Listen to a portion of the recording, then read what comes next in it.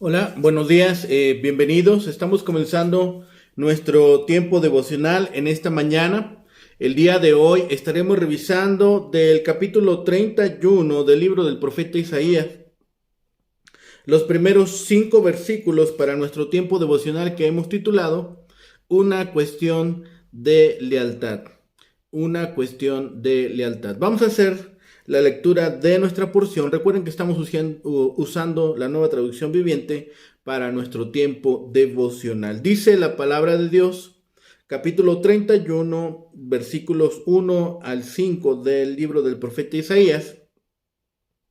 ¿Qué aflicción les espera a los que buscan ayuda en Egipto, al confiar en sus caballos, en sus carros de guerra y en sus conductores, y al depender de la fuerza de ejércitos humanos en lugar de buscar ayuda en el Señor, el Santo de Israel? En su sabiduría el Señor enviará una gran calamidad. No cambiará de parecer. Se levantará contra los malvados y contra quienes los ayudan. Pues estos egipcios son simples seres humanos, no son Dios. Sus caballos son solo carne, no espíritus poderosos. Cuando el Señor levante el puño contra ellos, quienes los ayudan tropezarán, y aquellos que reciben ayuda caerán. Todos caerán y morirán juntos. Pero el Señor me ha dicho: cuando un león joven y fuerte ruge sobre la oveja que ha matado, no lo asustan los gritos ni los ruidos de toda una multitud de pastores. De la misma manera, el Señor de los ejércitos celestiales descenderá para pelear en el monte Sión. El Señor de los ejércitos celestiales se moverá en el aire sobre Jerusalén y la protegerá como un ave protege su nido. Defenderá y salvará la ciudad, pasará sobre ella y la rescatará. Una cuestión de lealtad. El pecado y la necesidad de buscar ayuda en Egipto. La caída del asirio está aquí profetizada por parte de Isaías. Se vuelve a hablar de la caída de Asiria por la intervención directa de Jehová, señalándose la locura de dicha alianza egipcia.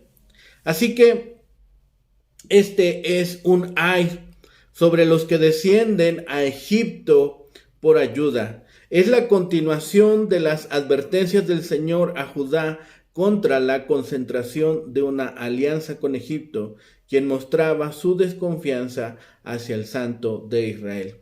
Vemos que Dios está en contra de aquellos que van a Egipto por ayuda, que confían en los caballos, en los carros y en los jinetes. Les traerán esta victoria.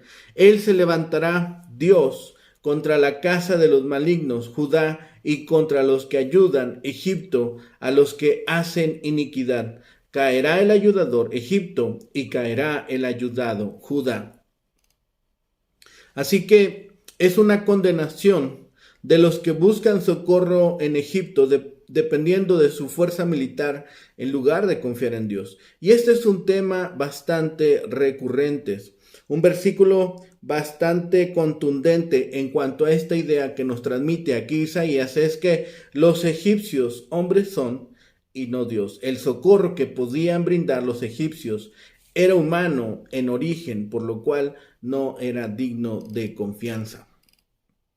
Este ay fue pronunciado contra estos hombres que fueron a buscar ayuda a Egipto. Ambas acciones, confiar en Egipto y adquirir caballos, violaban las estipulaciones divinas del pacto deuterocanónico, Deuteronomio 17, versículo 16, puesto que Dios no se desdice, él castigará a la nación por su desobediencia. Los egipcios no podían ayudar a Judá porque eran tan solo débiles hombres. A fin de cuentas, solo Dios lo podrá proteger de sus enemigos. Si Judá persistía en concertar una alianza con Egipto, ambas naciones sufrirían un desastre.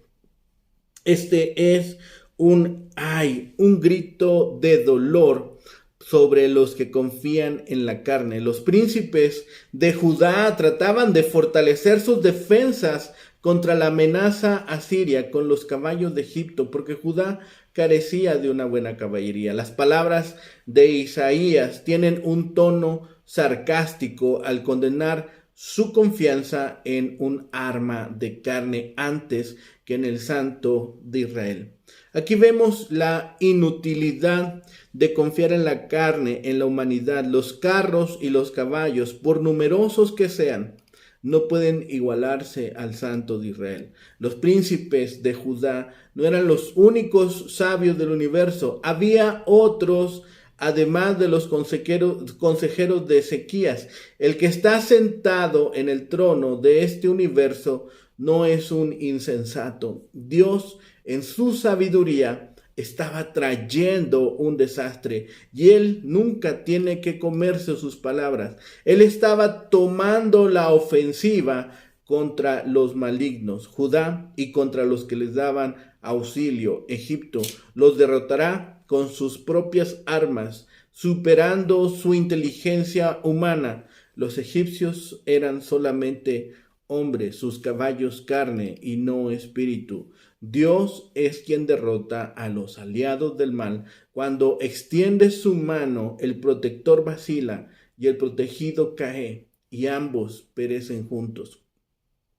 Así que es el Señor mismo quien desciende a dar batalla. Dios es como ese león contra el cual se junta todo el grupo de pastores sin que él se alarme por el ruido que hacen, ni se repliega por el alboroto que producen. El mero ruido humano no lo asusta. Él toma posición en el monte de Sión, ya sea que él pelee por, en o contra, lo mejor es no despertar su hostilidad. Cuando las aves que vuelan, quiere sugerir el águila que revolotea sobre su nido cuando sus pichones están en peligro y se lanza con furia sobre cualquiera que los moleste. Indica no solo protección, sino liberación. Pasando por encima es la raíz de pesá, la cual deriva la palabra Pascua. En el versículo 5 lo vemos ahí. Así que, ¿dónde hemos depositado también nosotros nuestra confianza? El poder de la carne y del espíritu, según lo veía Isaías, contradijo totalmente la afirmación de sus contemporáneos y en la mayor parte también de la nuestra. Es la clave a su pensamiento y habría de ser dramáticamente reivindicado.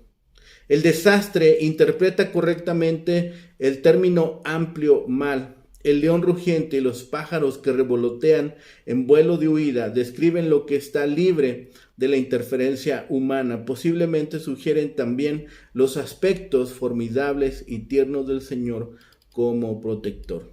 Este ay fue pronunciado contra estos hombres. Así que si nosotros confiamos en la protección del Señor, nos valdría recordar estos pasajes. Dios se opone a la ayuda conseguida de los hacedores de iniquidad. Los pecadores pueden convencerse de necedad por las verdades claras y evidentes, que no pueden negar, pero que no quieren creer. No hay escapatoria de los juicios de Dios, y el mal persigue a los pecadores. Jehová de los ejércitos descenderá a pelear a favor del monte Sión. El león de la tribu de Judá aparecerá para defender a su iglesia. Como las aves revolotean sobre sus polluelos para protegerlos, con esa compasión y afecto, Jehová de los ejércitos defenderá a Jerusalén. La defenderá para garantizar su seguridad. Este capítulo es como un compendio del anterior. Se denuncia a los que ante la invasión asiria confiaron en los egipcios y no en Dios para su socorro, en la seguridad que les da de la protección que Dios había de dispensar a Jerusalén en aquel tiempo de peligro. y también un llamamiento al arrepentimiento y a reformar la forma de vivir. Y por último, la predicción de la caída del ejército asirio. Así que es un grito de dolor, es un llanto, un sollozo, un ay lastimero de aquellos que no buscan ayuda en Jehová de los ejércitos. Este capítulo comienza con un ay, como varios de los otros que han hecho esta sección. El cuarto lamento de una serie de 5 trata de la misma situación del anterior. Isaías escribe: ay de los que descienden a Egipto en busca de ayuda. En el capítulo anterior, el profeta emitió la amonestación de Dios a sus obstinados hijos que se apartaran para descender a Egipto, pero no me han consultado. Este primer versículo sirve de conexión. El profeta confrontará las razones por las cuales el pueblo de Dios acudió a Egipto en busca de ayuda y expondrá claramente el caso de Dios, así como probará que los líderes de Judá no tenían excusa para hacerlo. El profeta describió la situación con franqueza. Algunos en Judá confiaban en carros y en caballos y la fuerza del ejército egipcio, pero no pensaron en volverse a Jehová en busca de ayuda. Por supuesto, Judá enfrentaba una crisis militar, ya que los asirios amenazaban a la nación. Quizá ya habían comenzado a marchar al sur hacia ella, o quizá la situación era aún peor. Habrían ya capturado algunas de las ciudades fortificadas del reino. El capítulo 36 comienza ominosamente. Sennacherib, el rey de Asiria, subió contra todas las ciudades fortificadas de Judá y las tomó. Para muchos de los que habitaban en esa parte del país, esta crisis militar demandaba una solución de igual tipo, y para ellos Egipto era la respuesta. Sin embargo, la decisión de enviar representantes a Egipto en busca de ayuda provenía de una crisis de fe. Esos líderes no buscaron la ayuda de Dios. Isaías utiliza 2 nombres significativos para Dios: el Santo de Israel y Jehová, que los habría librado de Egipto cuando el ejército del faraón los persiguió hasta el Mar Rojo. Él es el Dios del pacto. Él es el fiel Salvador que cumple sus promesas y el Dios de la gracia fiel y gratuita que había escogido a este pueblo. Lo había hecho una nación y lo había protegido siempre. Los que buscaban la ayuda de Egipto no tenían suficiente fe en Dios para buscarla en él. Él era también el Santo de Israel, el nombre especial que usaba Isaías para Dios. Él había hecho a esta nación su pueblo santo, de la cual iba a venir el Mesías. ¿Permitiría él que le ocurriera algo a su pueblo que pudiera poner en peligro el plan de salvación? En su carta a los Romanos, el apóstol Pablo presenta este mismo concepto desde la perspectiva del Nuevo Testamento. Si Dios es por nosotros, ¿quién contra nosotros? El que no escatimó ni a su propio Hijo, sino que lo entregó por todos nosotros, ¿cómo no nos dará también Él todas las cosas? Los que se volvieron a Egipto en busca de protección olvidaron el papel especial que Dios le dio a su pueblo del Antiguo Testamento. Pensaron en todo para protegerse, menos en su Dios Salvador, lo cual en verdad fue una crisis de fe. ¿Por qué habían enviado los judíos embajadores a Egipto?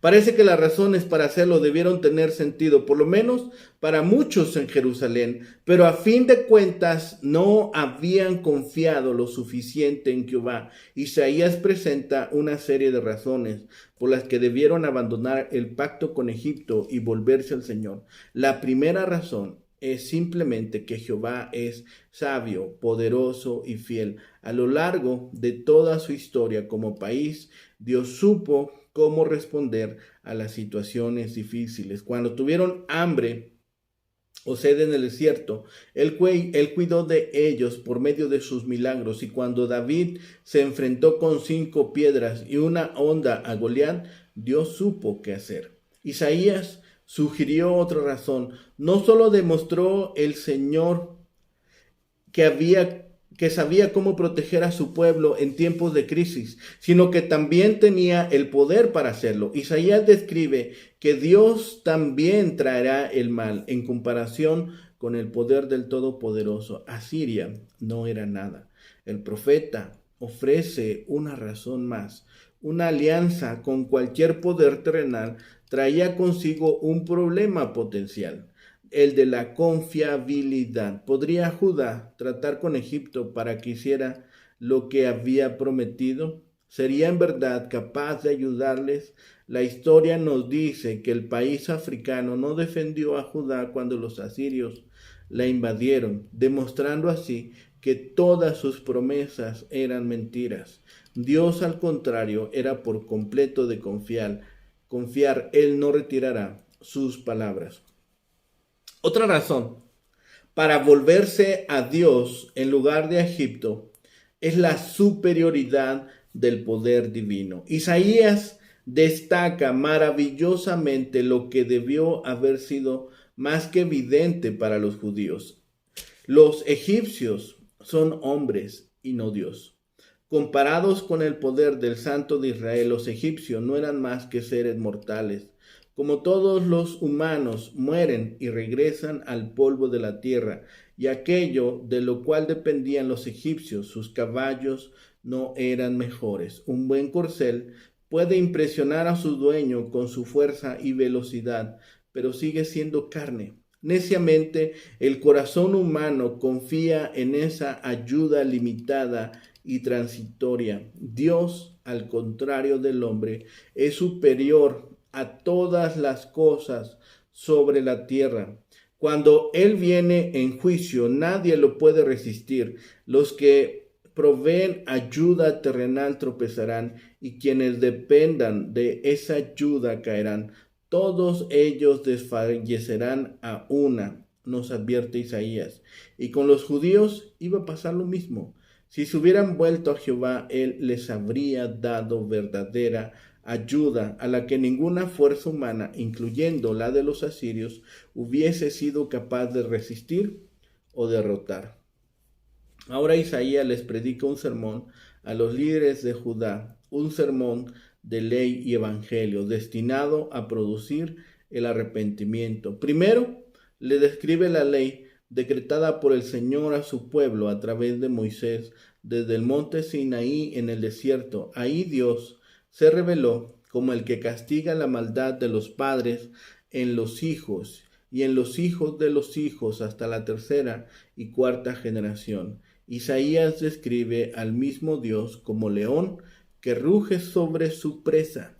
Los amenaza con el castigo y el juicio a todos los descreídos. Estas amonestaciones de la ley de Dios debieron haber impulsado a cualquiera a evitar el pecado y la incredulidad. La ley fue dada como un freno y sus amenazas son necesarias para controlar nuestra naturaleza pecaminosa, pero en este caso las amenazas habían fracasado, ya que Judá había actuado neciamente al haber buscado amparo en otra fuente que no era su Salvador. Dios descenderá a pelear sobre el monte de Sión por causa de la rebelión y la impiedad de su pueblo. Este era un asunto espiritual grave. Quienes buscaban una alianza militar con Egipto no temían, ni amaban, ni confiaban en Jehová por encima de todas las cosas. Por causa de la incredulidad y del pecado de ellos, el juicio estaba a punto de llegar. Al igual que un león, Dios los tenía en su poder, sin importar cuanto protestaran por su castigo, el Señor no cambiaría de idea simplemente porque unos pecadores e incrédulos lo acusen de ser injusto. En una interesante y breve imagen, Isaías captó la reacción natural a la ley de Dios: protesta, ruido, quejas. Un león no va a abandonar su presa porque un puñado de pastores trate de asustarlo haciendo mucho ruido. Cuando la ley de Dios hace que el pecador se retuerza, entonces las protestas en contra de su severidad, las excusas y los razonamientos se hacen numerosos y las quejas contra Dios salen de bocas iracundas. Pero la ley de Dios es absoluta y Él no la cambia por ninguna reacción natural humana. Este sermón de ley pesa súbitamente a ser un sermón de evangelio. Dios se compara ahora a Él mismo con aves que aletean sobre sus polluelos para ampararlos. Así cobijará Él a Jerusalén. De este modo, después de oír la ley, nos encontramos con el Evangelio, que son buenas nuevas de lo que Dios hace por el pecador. El Señor se interpone entre su pueblo y el castigo que se merece. En estos dos pasajes, Jerusalén y el monte Sión son la misma cosa. Así el Señor le habla ley y evangelio a su pueblo. La ley para declararlo culpable de pecado y luego el evangelio para asegurarle que lo ama. Estos dos principios caracterizan todos los tratos del Señor con su pueblo. ¿Cuál razón tuvieron estos judíos para ir a Egipto cuando Dios había hecho la promesa de ampararlos, librarlos y rescatarlos? ¿Por qué apartarse de tan misericordiosa ayuda y tan amoroso cuidado? Desde el punto de vista espiritual, eso no tenía ningún sentido. La última frase de este pasaje alude a la Pascua de Egipto, cuando Dios, según el Evangelio, liberó a su pueblo de la esclavitud, los liberó del yugo mediante su poder y por su gracia. Dios Todopoderoso promete ahora la misma ayuda a esta gente. Él pasará, como en la Pascua, sobre Jerusalén y la rescatará. Esta es razón suficiente para volverse al Señor, pero para los contemporáneos de Isaías no lo fue. La fe se había desvanecido y la incredulidad reinaba en los pensamientos y en sus actos. Así que la confianza estaba mal ubicada. Esta sección nos ha llevado a esa reflexión. El profeta ya no trata de influir en los dirigentes del pueblo para que no se acuda a Egipto. Solo lamenta que se centre la confianza en los carros de guerra y en los jinetes que formaban el poderío de Egipto, en lugar de centrarla en Jehová Dios. Sin embargo, no ha sido en vano el esfuerzo del profeta, porque ahora Jehová no retirará sus palabras dichas contra Israel. El versículo 3 aparece como uno de los temas más importantes de Isaías: el contraste entre lo humano y lo divino, entre la carne y el espíritu. El espíritu no es contrastado con la materia, sino con la carne, que constituye el factor al cual el espíritu comunica vida y que no puede sustentarse por sí sola. Los caballos de guerra son instrumentos del hombre, y el hombre que los posee y padece de sus limitaciones de su naturaleza humana. Eso quiere decir el profeta cuando dice que los caballos son carne. Este principio filosófico bien podría ser la base para que el pueblo de Dios jamás se dejara deslumbrar por ningún poderío humano. Los acontecimientos históricos, tal como los enfoca el profeta, vienen a ilustrar la supremacía de lo espiritual y la realidad y soberanía del Santo de Israel. En este caso concreto que nos ocupa, Dios iba tan solo a extender su mano para hacer que tropezara el que da ayuda, Egipto, y que cayera juntamente con el que la recibe Judá. Así que también el tema se vuelve una cuestión de lealtad. La lealtad es actitud importante en las relaciones humanas. Dios siempre tuvo que luchar con la nación que experimentaba la tentación de ir en pos de otros dioses en vez de ser leales a Él, en vez de ser leales a Jehová. Esto se ve especialmente cuando Judá decidió buscar la alianza con Egipto en lugar de buscar la protección de Dios. Manifestaba a Judá mayor confianza en las fuerzas tangibles. Egipto representaba uno de los poderes mayores de aquel entonces. Egipto tenía todos los recursos que se consideraban de importancia para la protección.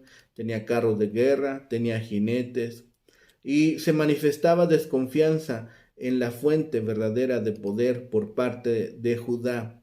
Es un comentario triste de la perspectiva materialista. Es comentario también sobre su estado espiritual, ya que manifestaba la incapacidad de razonar y responder a la voz de Dios que les amonestaba. Dios promete que la nación sufrirá por su rechazo. También Dios promete castigar a Judá y a Egipto juntamente. La manifestada lealtad de Dios para preservar a los asirios lo hace por medio de un llamado emotivo para volverse a él. Asiria sería destruida, no por poder humano, sino por intervención divina. El mensaje tiene aplicación también hoy en día para los padres de familia, quienes apelan a sus hijos a ser fieles a las enseñanzas de la Biblia, pero quienes momentáneamente están atraídos al mundo. Tiene su aplicación a la nación que ha sido fundada sobre valores bíblicos, pero ahora está siguiendo el camino del relativismo o el humanismo o cualquier otra corriente que esté en boga. Muchas personas están siendo engañadas por su confianza en sí en vez de confiar en el único Dios y sus instrucciones para nosotros. Ojalá escuchemos la plegaria del profeta de volvernos a aquel a quien nos ha protegido, aquel quien nos ha demostrado que nos ama, a aquel quien está dispuesto a traernos auxilio y ayuda en cualquier instante y en cualquier momento. Estemos confiados, hagamos que nuestro corazón descanse en las promesas de Dios. Y recordemos que Dios es justo, que Dios manifiesta su justicia, pero también esta justicia puede ser juicio para aquellos que deciden dejarlo fuera de su vida. Como cuando un pájaro, dice, revolotea sobre sus polluelos, así es Dios que defenderá a su pueblo. Confiemos en Dios, confiemos en aquel que tiene toda la fuerza, el poder y la gloria para manifestar su rescate por aquellos que hemos confiado en su palabra. Confiemos y sigamos confiando en Dios y no desistamos por dura que sea la jornada, por difícil que sea la situación, que nada nos separe del amor de Dios. Oremos. Bendito Padre y Señor, gracias te damos en este tiempo, en este día, Señor, que nos permites hoy nuevamente abrir tu palabra, Señor, y vivir confiados en las promesas que nos das. Gracias, Padre, por tu amor inagotable. Gracias, Señor, porque siempre eres bueno, pero sobre todo, porque en todo y en todas las cosas siempre provees de la mejor forma. Y aquello que decides, Señor, sobre nuestras vidas, aquel propósito que has puesto sobre nuestras vidas es mejor que cualquier pensamiento que nosotros pudiéramos tener. Señor, en tus manos están nuestras vidas. Ayúdanos, Señor, a ser fuertes, valientes y a seguir confiando en tu palabra. Y permite, Señor, que otros tantos lleguen al conocimiento del don perfecto en Cristo Jesús. Todo ello lo rogamos, Señor, en el bendito nombre de Cristo Jesús, Señor y Salvador nuestro. Amén. Que tengan un excelente día. Que el Señor les bendiga.